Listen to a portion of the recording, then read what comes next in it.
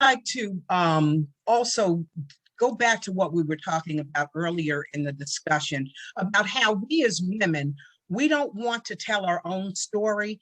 Your own story is just as important as anyone else's story, and we all have one.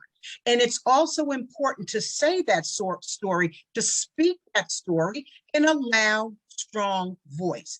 Be confident in what you've done, knowing that what you've done is just as significant as what anyone else has done. Where you're going, the fact that you've been accepted to law school or medical school, those are incredible accomplishments, and you need to speak about it. I also want to talk a little bit more about what Melanie was saying about how when the white community has a cold, the Black community has the flu. I just recently had a cousin pass away from complications from COVID. And each and every one of those people, they have stories. All 700,000 plus people who died of COVID, they each have stories, families, children rather, homes. And those stories need to be told, and they need to be told carefully. Unfortunately, I think because there are a significant number of African-American people who have suffered as a result of COVID, that's not covered as much as it should be. The stories aren't being told as often as they should be. And I know at WTOP, when I cover them, I have to cover them a certain way. I have to be careful in saying certain things, but I'm trying my best.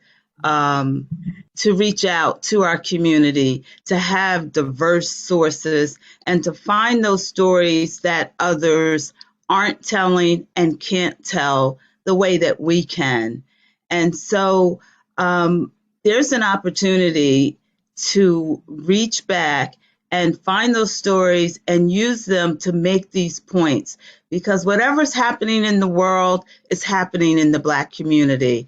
And we saw that, for example, with COVID. If you remember, when we first started hearing the reports about COVID, you would have thought that only white people were getting it, right?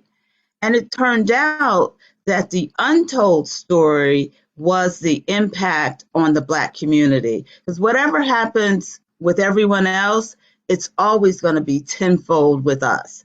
We suffer more than others. And so it was important that eventually that story became the driving narrative. And here in Philadelphia, for example, we saw the work of the Black doctors, and now that's a whole momentum. That said, talking about Black women in particular, I think is so important, because in sharing the narratives of Black women, you're really sharing an American story that is the real deal, and the true history that people need to know about. I'm actually working on a piece now about a woman who just turned 100. And a woman gave me a quote saying that this woman's story, Mrs. White's story, is America's story,